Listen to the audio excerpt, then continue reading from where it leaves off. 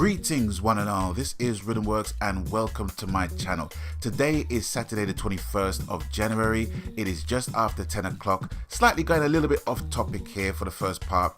While I was setting up my equipment to do this video, I was watching an interview with Rick Wakeman. Now for those who don't know who Rick Wakeman is, he is a pianist from the progressive rock group Yes, which were a famous rock group way back in the 70s.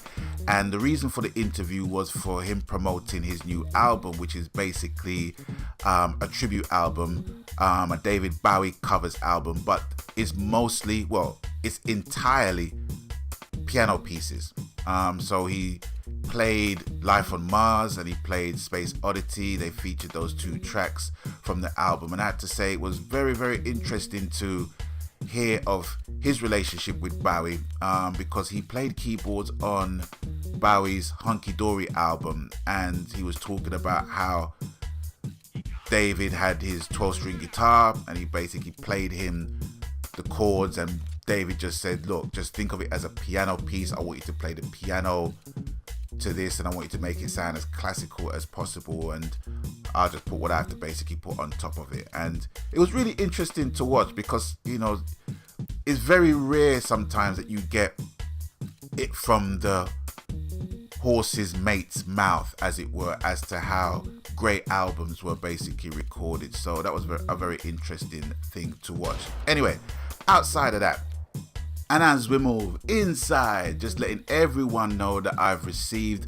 my returns label for the tin cans and string posing fraudulently as Sony's new Platinum wireless headset. Please do not buy, do not buy, do not fucking buy, do not buy. Trust me, they're shit. They're absolute shit.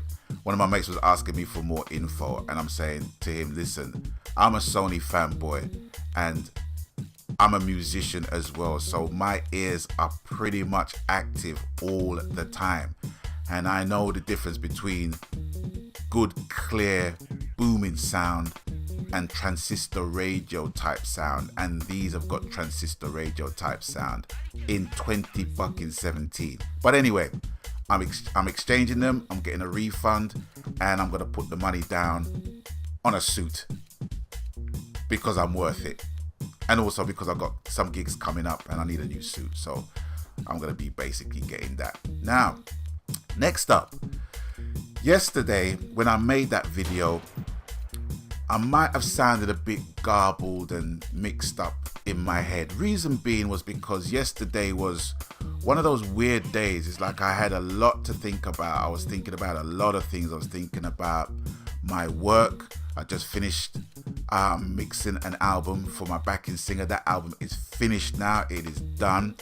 And my mindset was basically thinking on the next stage, the next level up from that, or the next level forward from that, which is basically registering the works, making sure the publishing is right, getting all of the sleeve notes, making sure the musician's credits are basically down and correct and accounted for, and just making sure with the artist that I'm working with that she's got her shit together. And really and truly, I don't have to do this because my job is just basically a producer at this point, but she's my friend, you know what I mean? And she tours with me all over the place, and it's her debut album and she wanted me to help her out, you know, primarily with just the album, but I'm going above and beyond and helping her out with the business as well, because as people know, in the entertainment business, show business, you know, it is 5% show and 95% business, man. And you know, that's what it is. It is what it is.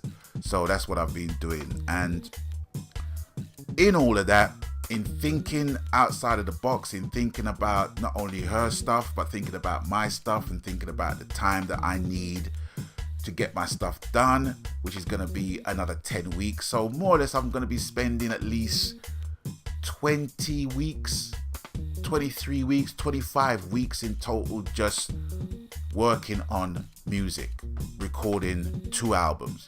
And that's half a year done, you know what I mean? So that's what's been on my plate.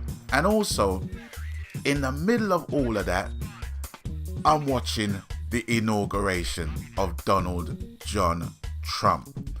Now, to me, watching that, it just looked like a live action episode of The Simpsons. It was so fucking surreal, man. But you know what? At the end of the day, people ain't really got a lot to worry about. You know, people just got to basically worry about getting food on their table at the end of the day. And I'm talking from a world perspective, you know what I mean?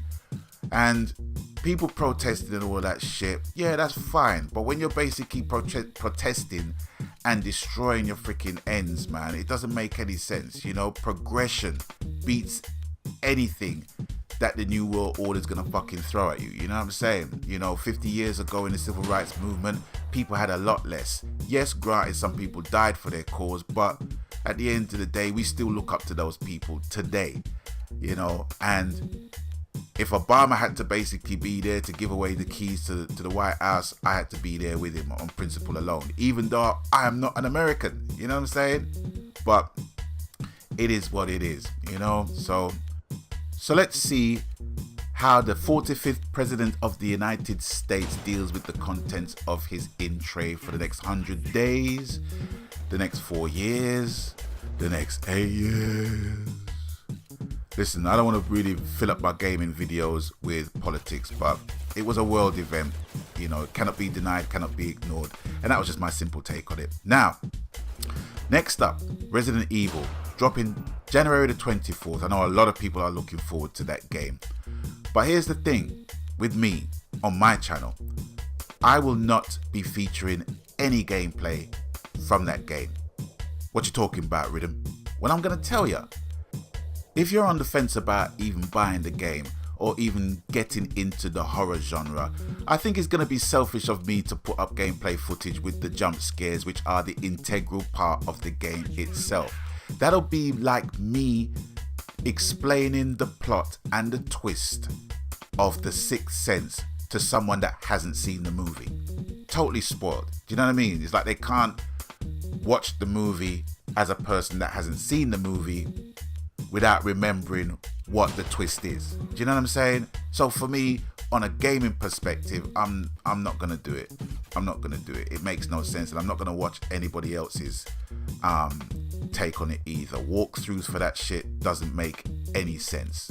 Other things, other games, yes, but not for Resident Evil because of the fact that it's on VR as well. And I think, you know, it's in some games, it's a social experience. Some games is a social experience, like Werewolves Within.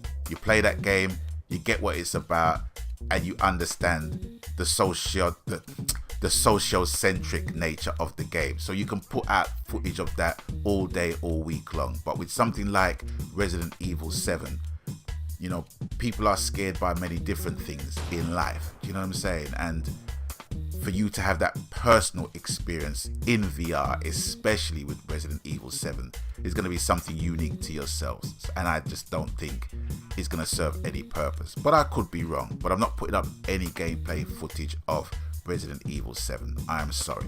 Sorry. Now that's going to put me in a weird situation, because when the game does come out and me not putting up any footage of that game, what am I going to basically be talking about in future videos for the next week or so? I don't know. But it's guaranteed that Resident Evil 7 is going to be the thing that everybody's going to talk about. But I don't see how that is going to be beneficial to those people who haven't got the game. And I don't see how it's going to be beneficial to those who's even got the game, because up till now I've avoided watching any gameplay videos or extensive teasers about Resident Evil 7, because it makes no sense to me. What, giving you the jump scares before you've even had the chance to experience them for yourself? Nonsense. Anyway, I don't know what I'm gonna do for the next few days, but one thing I can tell you is that my 500 subscriber landmark is almost in sight. And once I've reached there, as I've stated in previous videos, I'm going to do something special for that. And it's something that I'm going to consistently be doing as part of my channel as well. So I'm looking forward to that. But I just want to, you know, start it off at a really good point. And what better point than my 500 subscriber landmark? So More details to follow soon. So is with that, I'm going to bid you guys adieu. And as always, you done know the coup. Whatever the game, platform, media, format, happy gaming, because that's what it's truly about, ladies and gentlemen, boys and girls, brothers and sisters. So until I catch you on the next one, please, gamers, stay blessed. Magan.